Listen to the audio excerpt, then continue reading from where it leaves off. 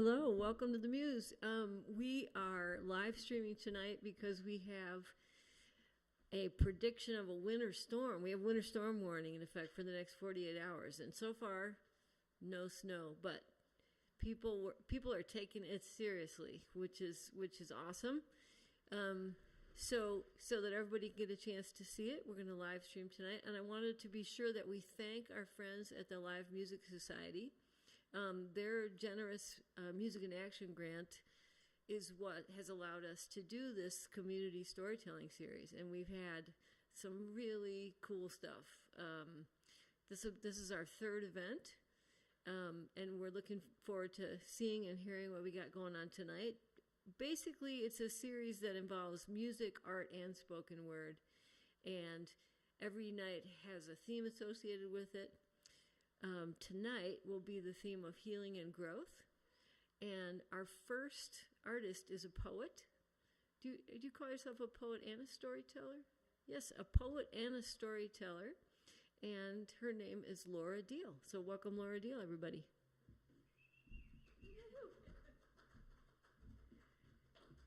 Thank you. I'm delighted to be here.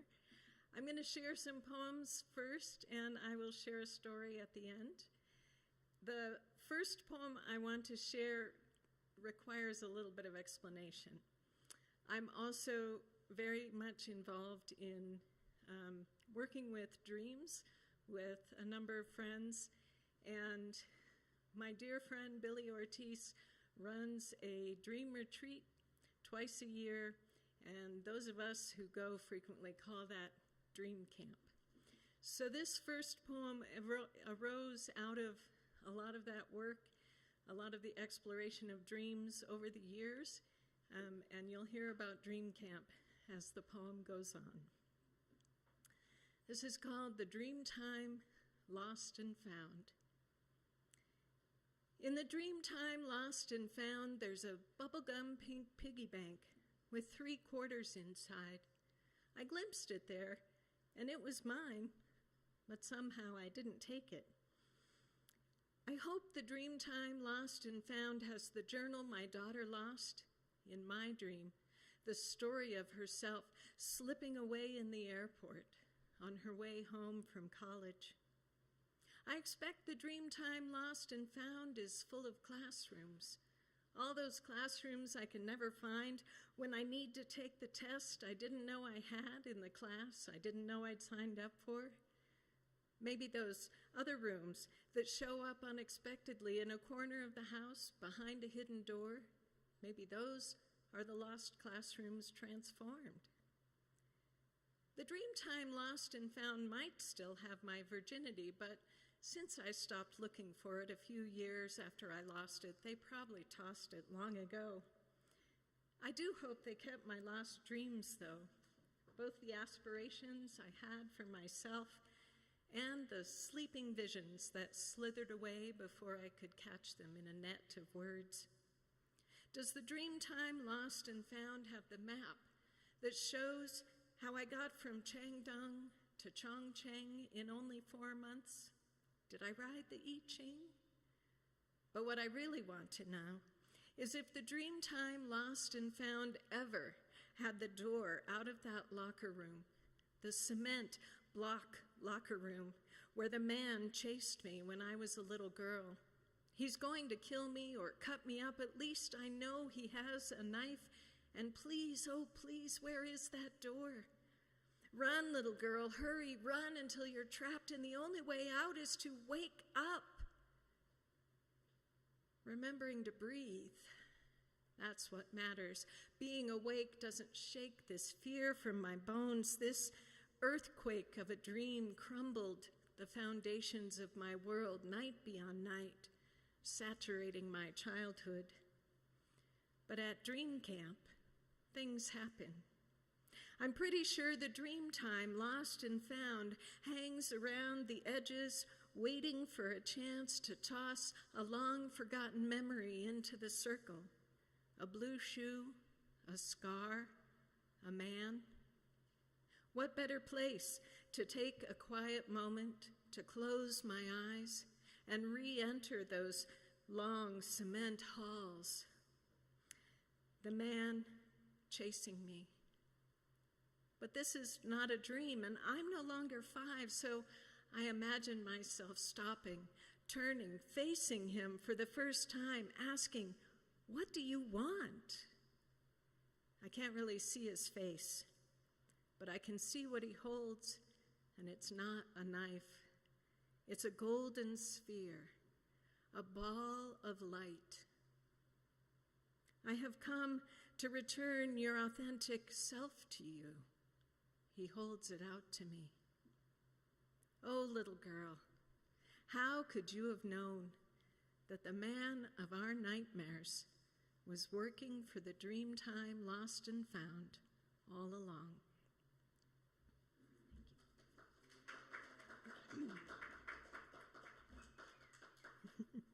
Thank you. We have a small but enthusiastic audience here tonight. I'm grateful. So this next poem also comes out of that experience with working with dreams, and these are poems that were first published in my book called Marbles, and really evolved because the dream community encouraged me so much to share my poetry and to keep doing my poems. And this one I wrote specifically for Billy Ortiz, who runs those retreats. It's called Dream Mother. After the dark dream, when the image lingers like an answer whose question is forgotten in the stark light of day, the dreamer needs her sisters, those who can speak of blood and the fragile wings of hope in one breath, those who know a woman's secrets. After the wild dream of running naked in the street, the classroom, and the office, the cloak of the dreamer is the only clothing that suits, the fabric of projection, bunching and smoothing the wrinkled edges of awareness. After the terrifying dream of storms and floods and drowning, the dreamer needs her clan, a family birthed from dreams, nurtured by the dream mother, who holds us in her awareness and gentles our fevered fears. After the glorious dreams of celebration, of awareness expanded, the dreamer wants only to sit with those who understand, whose hearts are open, whose bloodlines matter less than their dream lines, who find their family where dreams gather together and speak.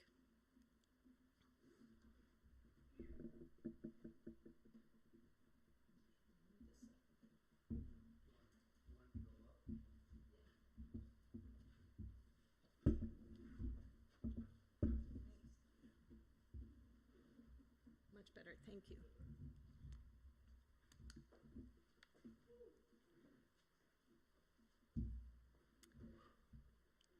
This next one's called Imaginary Barrier. It looks like a brick wall, the kind you'd have to scale in boot camp, the kind I look at and say, no way. But here's the secret I'm still learning. It isn't made of brick or stone or even glass. It's built of boxes. Boxes I've put myself in, boxes other people put me in, boxes full of miscellaneous crap I've gathered since childhood, like the idea that if it's hard, it's too hard, or that rejection means my writing's not good enough, not marketable, not the right genre. The thing is, the stories I tell on paper are the ones I need to hear. I saw that wall of boxes in a dream, the gaps between revealing a lion penned within a huge cat, full of instinct and secret ways of knowing. Those boxes can't cage the cat, not anymore. I pull one out, sort through the stuff inside, keep only the little yellow lantern I once took to summer camp, because all it needs is a new battery or a photovoltaic cell to bring me the light of the sun and then I'll be able to see my way as I throw out the rest and free the lion.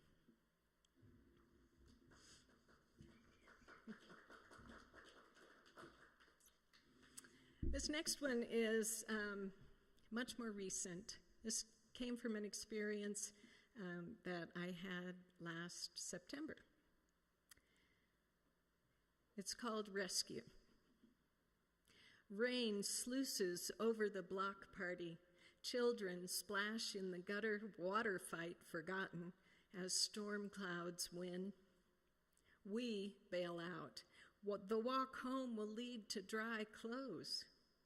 Only 20, 30 steps into the wet, I notice a daddy longlegs climbing up my chest toward my face. My hand reacts before I think. A quick brush knocks it to a rivulet in the street, flailing. As a child, I played with these arachnids, assured they wouldn't hurt. So many in our garden. I let them walk on my skin, strange ground for tiny feet. And its odd shape, one of evolution's successes for 400 million years. Who am I to consign it to drown with a thoughtless blow? I bend, offer my rain-wet hand, and it, trusting the same hand that so recently cast it down, climbs to relative dry ground, holding on until we reach a garden with flowers and leaves enough for shelter. One day, perhaps, when fate with callous hands brushes me into a flood, I too will be carried trusting to a gentler place to land.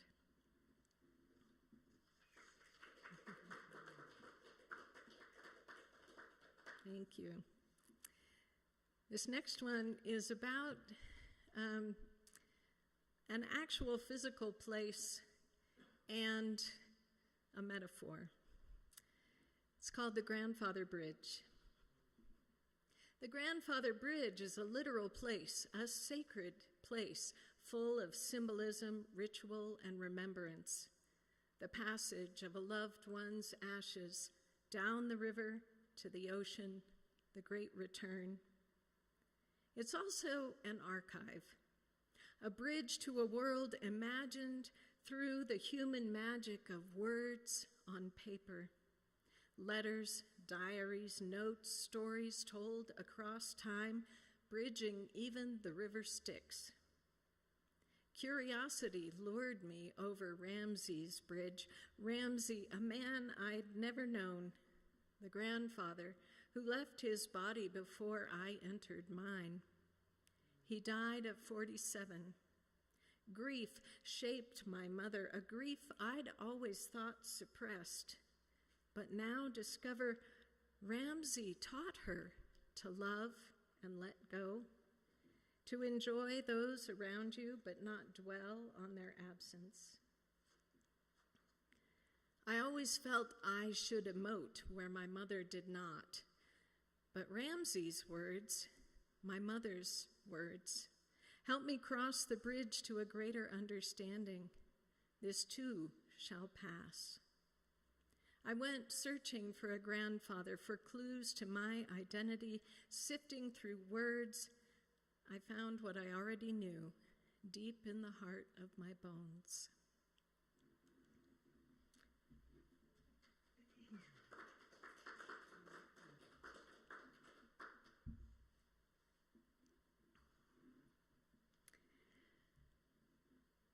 Grief and gardening and dreams seem to be the main themes that came together for me. This next piece is called The Acupuncturist. Bees can be the gentlest of critters, happy to dance in the breeze, to commune with the flowers, the ancient exchange of nectar for the work, the propagation of the flower, when the flower spreads her pollen wide to the world, calling to all comers, drink here, so that sweetness grows. The miracle of critters making honey, that sweet treat arising from the blending of the nectar and the bee. Grief for my mother, 3 weeks after her death, finds me in a gray sea where half my soul drifts. I only get up in the morning to take care of my children. Later, the youngest is out on her bike longer than my worried heart can bear. I wheel my bike from the garage, begin to coast down the slope, but halfway down the driveway, here she comes. I stop next to the blooming sage, stand with bike between my legs, hands free, while I wait for her to navigate the turn, the curb, the steep climb up the driveway. Hands on the grips again, a sting pierces my palm, and I find a bee attached, stinger to skin.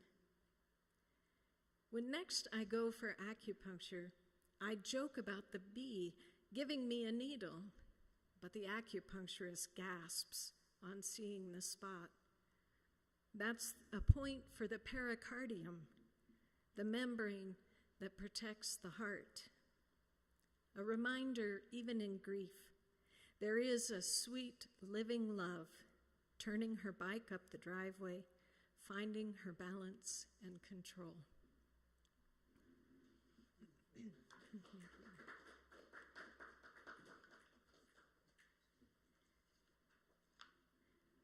So I have experimented over the years of writing poems with some different forms, and there's a form called the pantoum, which is one of my absolute favorites.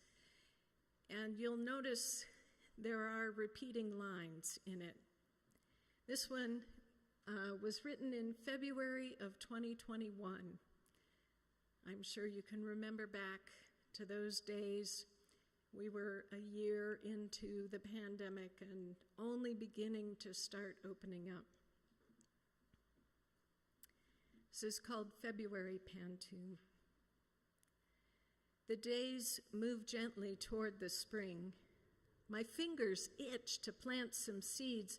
This long, strange time brings gifts wrapped in grief and isolation. My fingers itch to plant some seeds, to touch the cycles of the year. Wrapped in grief and isolation, I find some solace in the dirt. To touch the cycles of the year, I think of gardeners long gone. I find some solace in the dirt, the magic of a seed's potential life. I think of gardeners long gone, the ones who loved the flowers best. The magic of a seed's potential life is all the miracle we need. The one who loved the flowers best believed that love and laughter are all the miracles we need to get us through the day. Believe that love and laughter rise with faithful hope to get us through the day. The earth continues to provide. Rise with faithful hope. This long, strange time brings gifts. The earth continues to provide. The days move gently toward the spring.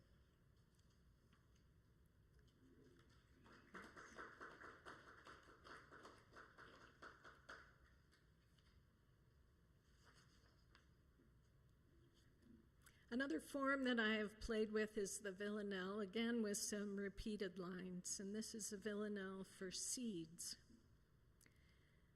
Life's secret dwells within a seed, a spear or corkscrew, wedge or ball.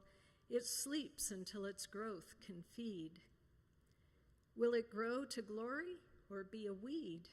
Mother Nature grows in all. Life's secret dwells within a seed. A lesson planted becomes a creed. The smallest lie can still grow tall. It sleeps until its growth can feed. And we, the gardeners, have a need to listen to a gentler call. Life's secret dwells within a seed. To grow in strength, let love lead. Send love's roots to crumble the wall. Love sleeps until its growth can feed. With care and light, life can be freed. Love carries on through rise and fall. Life's secret dwells within a seed. It sleeps until its growth can feed.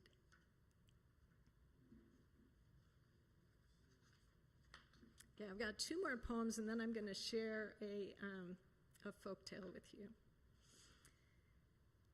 This one I wrote for a particular event with Artists Standing Strong Together, which is an online artists gathering, and it is called In My Goodness Place. My mullein grows in spaded beds where I had thought to plant some seeds. Her green rosettes of gentle leaves hold water for her friends, the bees, who come to drink in thirsty spring secure upon her velvet bowl. I let her grow because she knows the way to heal a cough or grief. And when the time is right, she'll grow a stalk so tall it calls the eye, the yellow blossoms for bees and sky that soon will fade for seeds to grow. And then my garden blooms with birds. They come to dine upon her feast, the sparrow, finch, and wren, and then the chickadee-dee-dee-dee-dee.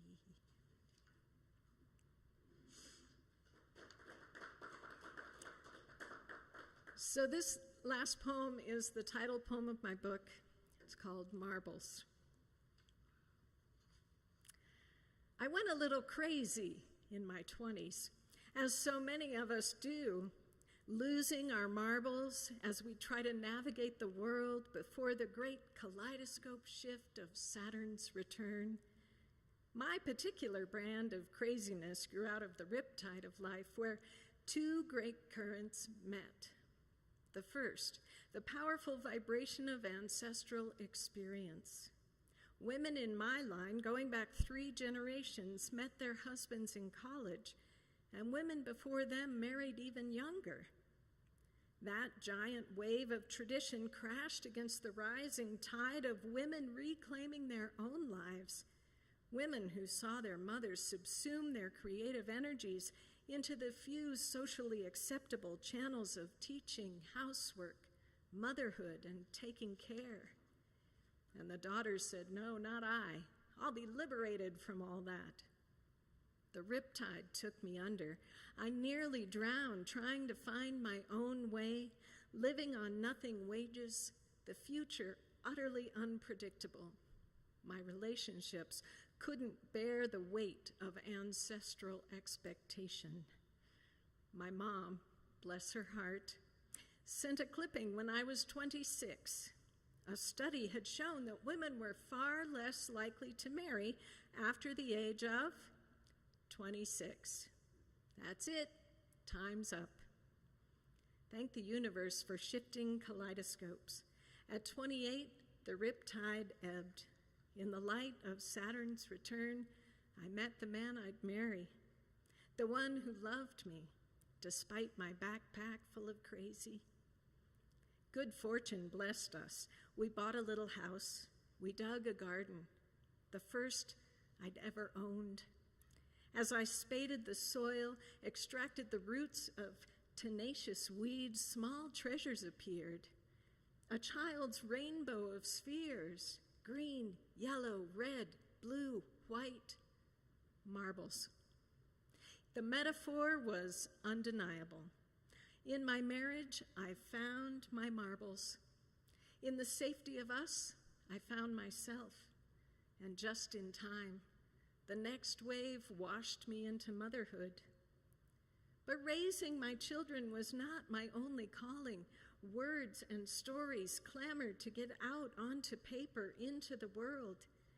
Even as we moved to a bigger house, a bigger garden, by letting out words, I managed the weight of my backpack of crazy. Planets revolved around the sun. I wrote.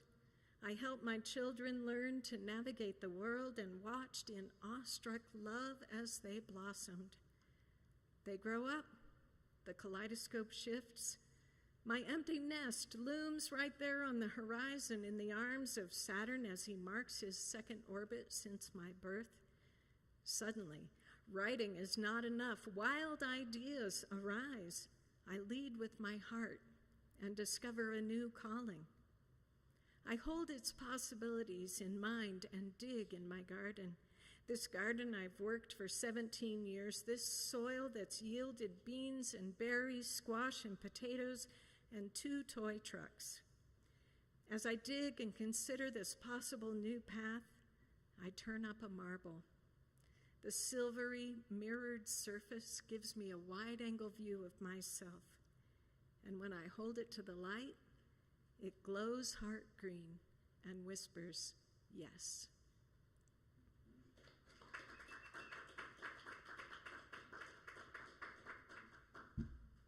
So that new calling was storytelling.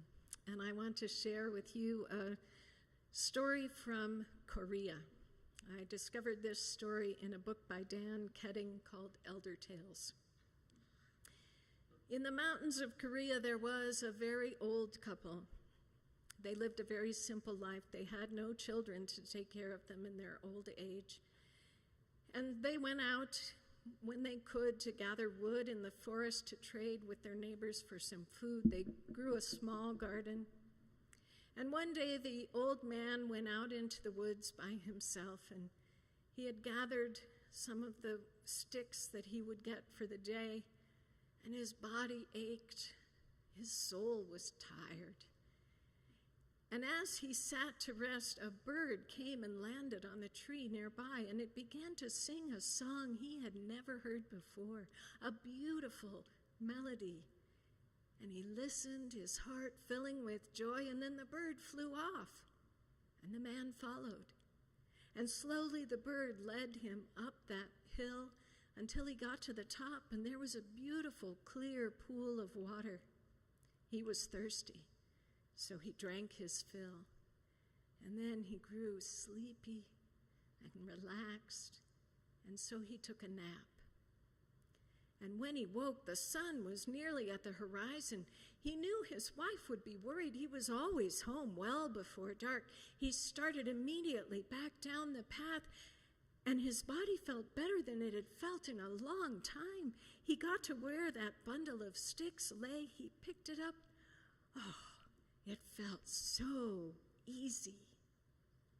Now at home, his wife was worried. And she went to their neighbor. This neighbor, unlike this couple, this neighbor was mean, just downright mean, and no one in the village liked him at all. But the old woman went and knocked on his door, and he opened the door and said, "What do you want?" She said, "It's my husband. He's out in the woods. It's late. I'm worried something might have happened to them. Maybe he's fallen and broken his leg. Will you please come and help me?" And that mean neighbor said, "He probably got eaten by a tiger. I'm not going out in the woods at night." And he shut the door. A tiger? She hadn't even thought of the wild animals in the woods. She went home, and with shaking hands, she lit a lantern and she started out into the woods. And then she heard her husband's whistle. Oh, thank goodness he was home. He came down the path, and he was full of joy. He said, "I'm so sorry I kept you worried. I didn't mean to be this late. Come inside." And they went inside. She held up the lantern. She said, "Oh, husband, is it really you?" He said, "Well, of course it's me. Who else would it be?" She said, "Look at your skin." And he looked. His skin was young. There were no wrinkles anywhere. She said, "You were a young man." He said, "Oh, it must have been the water that I drank." She said, "But husband, what will become of us? You are young, and I am old." He said, "I will take you there tomorrow." She didn't sleep well that night, but the next day she agreed to go with him, and the path was steep. There were times when he had to carry her on his back, and they got to the pool, and she drank, and she too fell asleep. He carried her home, and when she woke up at home, it had worked for her as well. "Husband, we are both young again. This is wonderful." But the mean neighbor came to the door. How did you get to be young again? What happened? I want to know. Well, they were good and kind, and so they told him. And he went charging off toward the woods. The afternoon went on. The young couple was making plans about their future. And then they said, oh, you know, our neighbor's been gone a long time. We should go and see what's happened. It's our fault he went. And so they went, and this time she didn't need carrying up that hill. They got to the pond, but they saw their neighbor nowhere. They looked all about, and then they heard a sound. And they went, and sure enough, there was a baby lying in their neighbor's much too large clothing. Oh, husband, he drank too much of the water. What will we do? And her husband said, how about if we take him home and we'll raise him up as our own? And that is what they did. And he grew to be as kind and loving and generous as his parents, and he took good care of them well into their second old age. Thank you.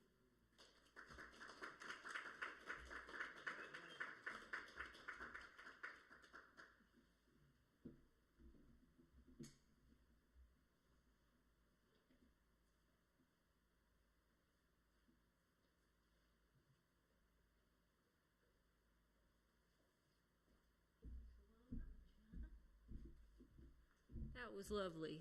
Thank you, Laura. For the second half of our evening, we have John Brewster, wonderful singer-songwriter. When did I first hear you, John? Was it during the pandemic that you came and did a live stream? It might have been right after, like, and 2021, like kind of as we were coming out of it. People were definitely not coming here. Let's put it that way. So we were live streaming everything. And as soon as I heard John, I was like, this guy's got something. And the way this worked with this grant was there was an application people could fill out if they wanted to be a part of it. And we let some people know and what the themes were. And so we were thrilled when John applied. And I don't know what he's got planned, but you're going to enjoy it. So, John Brewster.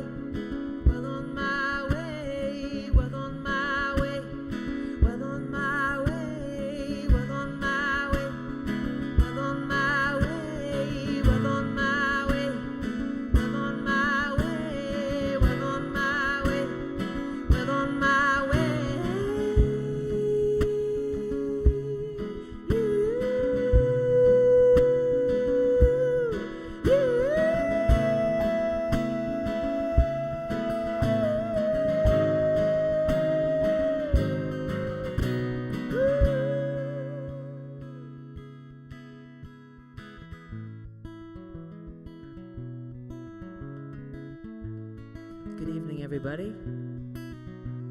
My name is John Brewster, and I'm originally from South Carolina, and I'm really excited to be here tonight and be a part of this series. Healing and growth. So much of that. As I was thinking about it, all of my healing and growth has been largely connected directly to relationships in my life.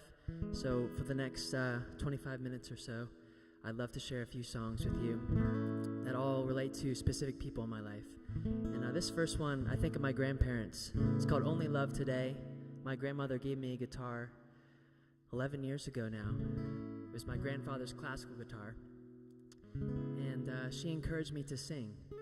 And I don't know if you all have had someone come along on your path that just breathed life into you.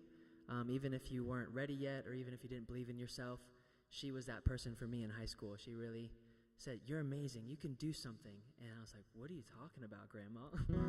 But all these years later, I'm still writing songs, and I'm so glad I found the guitar and music. And the grandfather part of this song is, I'm wearing his ring tonight. He gave me a ring about a month ago, and I'm absolutely loving it. So in the bridge of this song, goes out to my grandfather, because he would sing to me every night when I was a little kid. These things called la-di-da-da-da-dum, la-di-da-da-da-da-dum, la-di-da-da-da-dum, da-di-da-da-da-dum. When I woke, I walked outside. The sun was barely breathing. Fresh air and a warm embrace. Only love today. When I sit all by myself and I wonder why every color has a place. Only love today. When I think too much. On the brink I forgave every road that I've ever paved. Only love today. Only love today. Only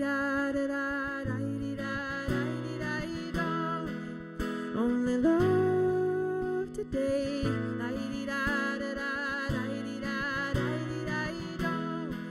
Only love today. Only love today. Only love today. Only love today.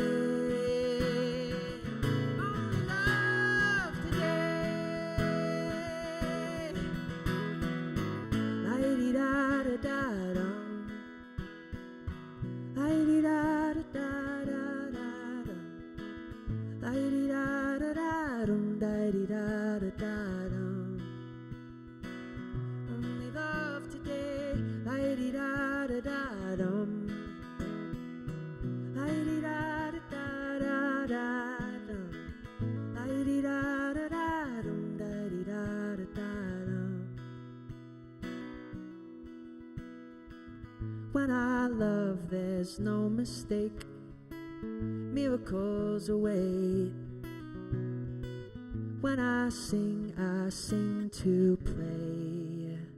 Only love today. Only love today.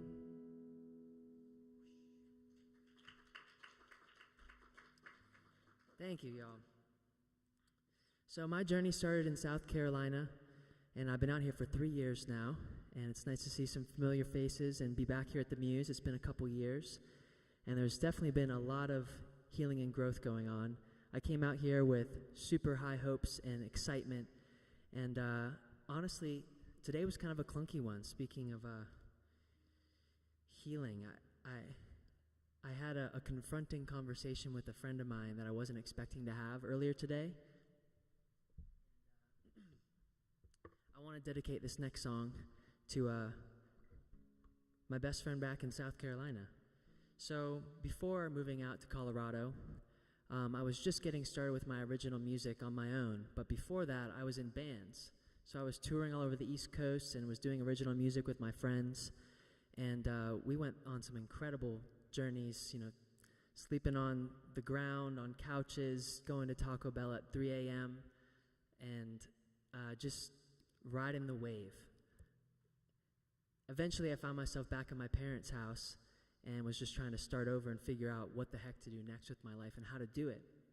And of all the things that died off in that chapter of my life, a few really important friendships grew actually and transformed through that. And one of them is my bandmate, Connor. And so this song was written a couple Christmases ago, and it's on my first album. It's called Rock to My Roll. And it's one of my personal favorites.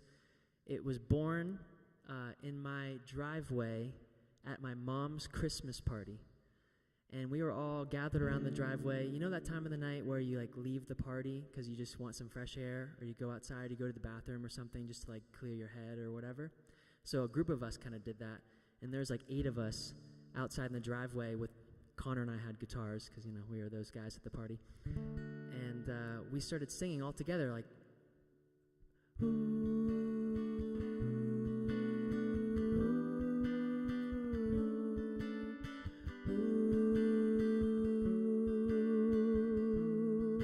we did this for like 10 minutes. It's like 10 of us maybe, so you could have some harmonies. And the next morning, I rolled out of bed, and within 5 or 10 minutes, I'm sitting on my journal, half asleep, grabbed the guitar, and I thought about that night before, and just started bawling because all the lyrics, all the words started coming for this song called Rock to My Roll.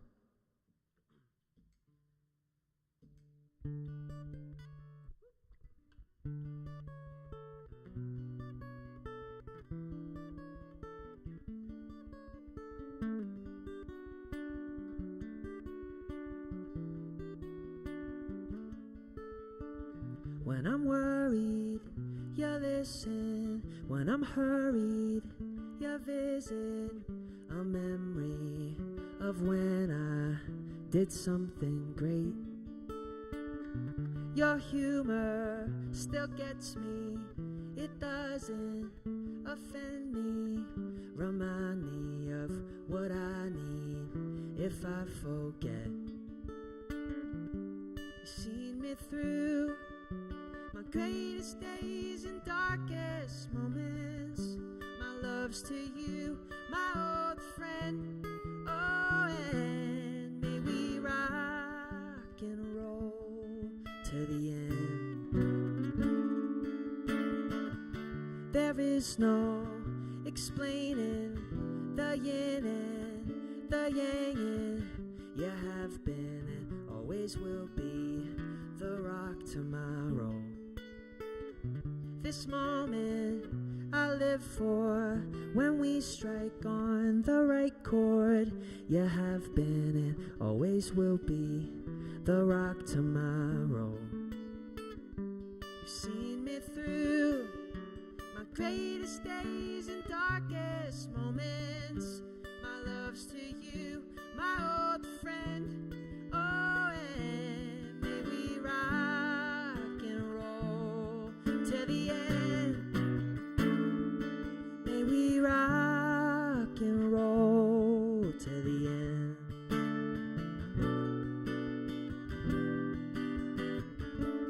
Same page, same time, on stage for life.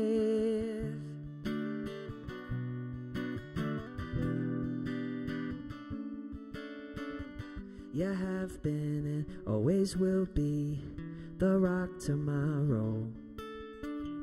You have been and always will be the rock to my roll. You have been and always will be the rock to my roll.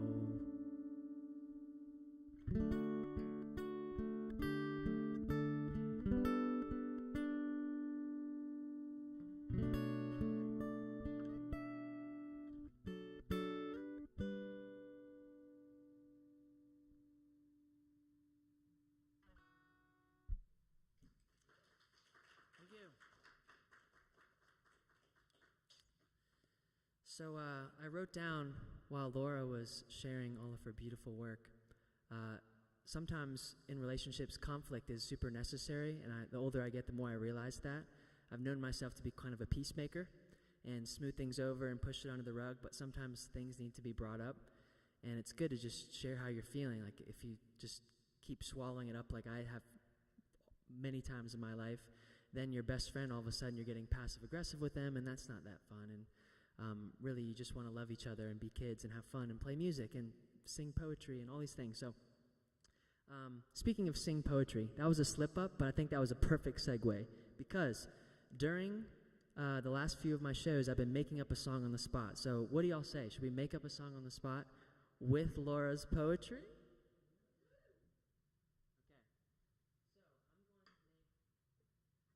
I'm going to make a little loop here with my looper pedal, and then I was writing down some inspiring phrases that caught my attention. I'm going to try to make it into a song right now.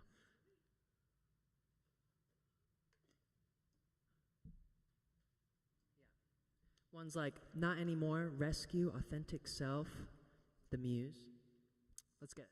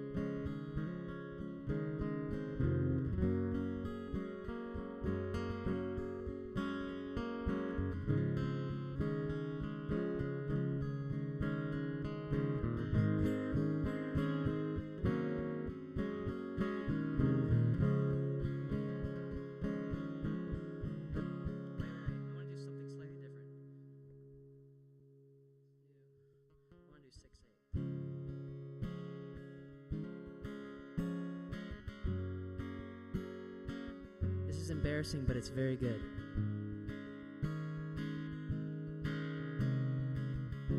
Okay, this feels simple.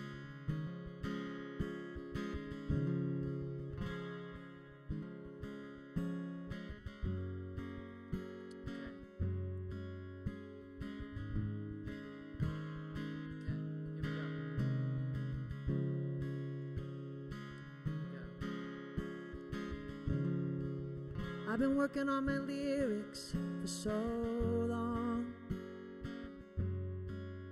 I've been trying to find my words, my heart through it all. For a few years I went out on the road and hit it pretty hard. But as I slow down and land, I feel a gentler call.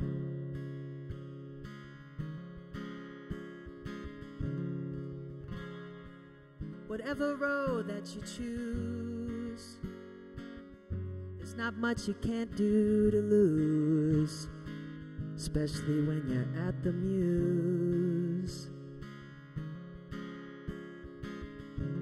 I've been trying to get more into reading some books on my shelf.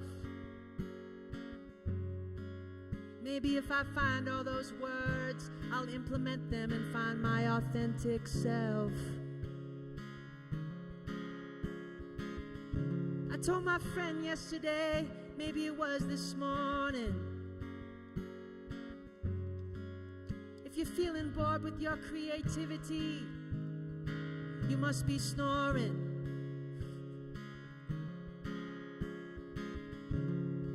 You gotta feel it, you gotta listen to your soul, deep down in your core. And if you get angry, then you put your foot down and say, not anymore. Last one. Thank you for listening to this tune. If you give me any credit for inspiring you, it's not me, it's you that rescues you. That's all I got for this song.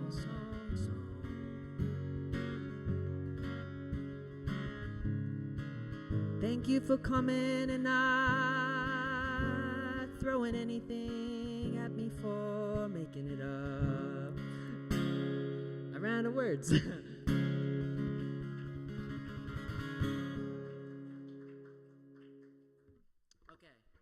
got a couple things left. How are we doing on time, y'all?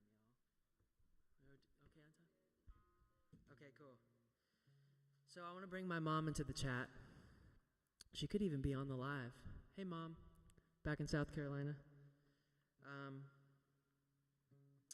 This next song was inspired by her. It's not out yet. I really, really like this song. It's called Infinity. And so, for anyone that knows my mom, she is super decisive. She knows what she wants. She has an opinion, and she tells you. And so when I mentioned my grandmother earlier, when I first got into singing and playing guitar, she was very encouraging, even though I had no clue what I was doing or what was going on. And point blank, when I was first getting started, my mom was on this other end of the spectrum of saying, you sound really terrible. Like, you shouldn't be singing. This is embarrassing yourself. Like, it was two different worlds going on at the same time. And I was very conflicted and didn't know what to believe. I was curious about music. But my grandma says I'm the best thing in the world, and my mom says I'm like the worst thing in the world. Like, what's going on here? Can someone help me out? And I kind of found a middle way, per se. But it's so cool. My mom's relationship with myself has evolved over the years, where now if she says, hey, you did a really nice job on this thing that you did, I can really, really, really believe her, because she's been 100 with me since day one. So now I can actually take the compliment. If she says, that was great, you did that, I'm like, wow, I believe you, because you would tell me if it was bad. And that last song, okay, but this one means a lot. So I got off a phone call with my mom, and we had a heart-to-heart when I moved out to Colorado and had a long-distance call. And she was tearing up and just essentially just wanting to be a mom. Like, you know, the new phase of life is unfolding. I'm no longer a kid. I'm adulting. I'm doing my dream. I'm following my career path. And, you know, she can't protect me anymore. She can't be the mom. Like, there's that letting go, I think. And this was me sort of listening back to her. And we grew a lot through that conversation. And this song has been very healing to me.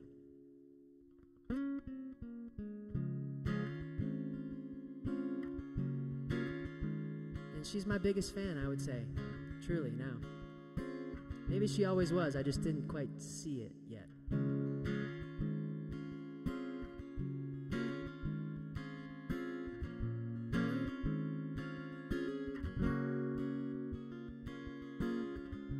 Listen to the leaves that ruffle. Listen to the trees that breathe. Listen to the voice inside you when it speaks in melody. Listen to the river running. Listen to the people dream. Listen to the peace of your heart where violence never reached. At night, when I can barely see the light, I'm listening for a sign. Tell me what's alive, will you tell me more? Tell me what you're feeling, if it's war. Tell me what you're needing, I'll listen for infinity. Oh, my love. Oh, infinity. Oh, my love. Oh, infinity. Listen to the change of seasons. Listen to their silent needs. Listen to be kind, like the sun that shines on me at night, when I can barely see the light. I'm listening for the sign. Tell me what's alive, will you tell me more? Tell me what you're feeling if it's war. Tell me what you need and I'll listen for infinity. Oh my love, I'll listen for as long as it takes. There are no mistakes around here. I'll listen for infinity. Oh, tell me what's alive, life. Tell me what you're dreaming and dream some more. Tell me if you're longing for infinity. Oh my love. Oh, infinity. Oh my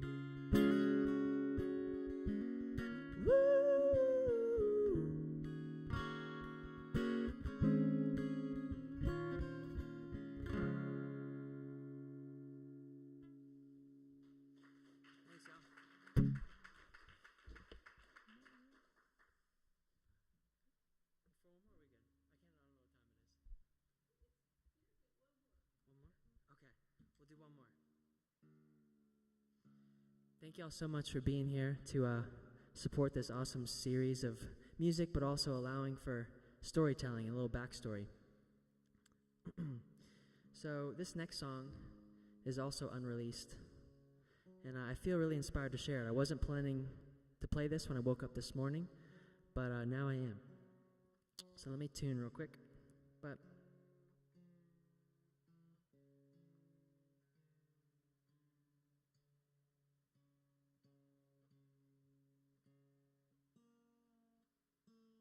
I only have one guitar at this point, so maybe one day I'll have two guitars and I can switch.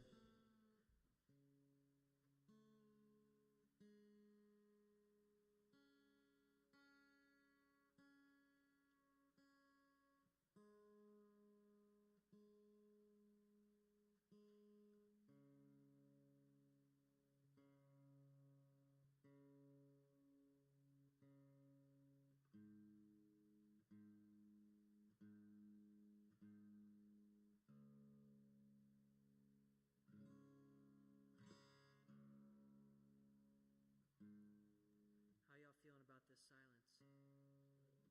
Is it wholesome? Is it awkward? Is it both? Hope you're doing well online if you see this in the future or now. This is called Universe Love Supreme.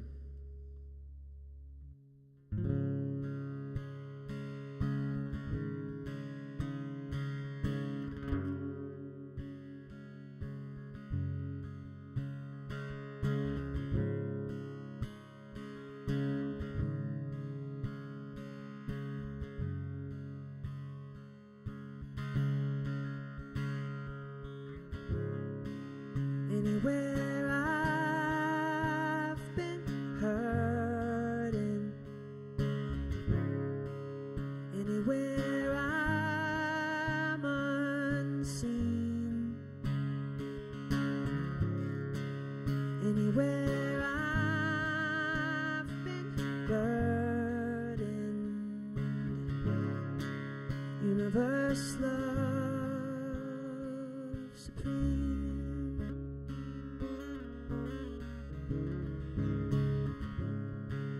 Anywhere I'm still hurting, anywhere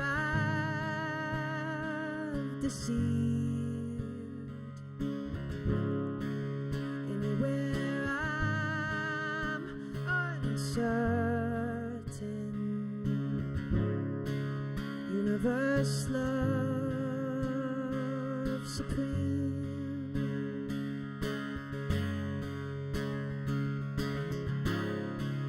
Universe, love supreme.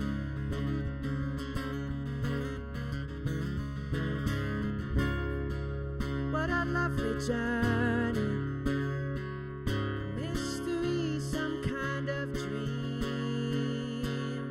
All the lessons I've been learning, an opportunity.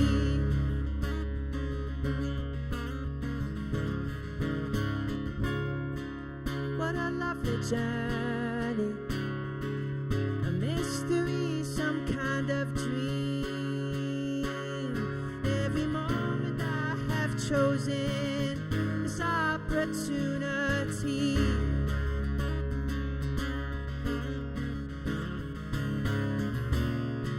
Show me how to get there. Show me love. Show me how to be fair. Show me love. Show me how to get there. Show me love. Show me how to be fair. Show me love. Show me how to get there. Show me love. Show me how to be fair. Show me love. Universe, love, love, love, love. Universe, love, love, love, love. Universe, love supreme.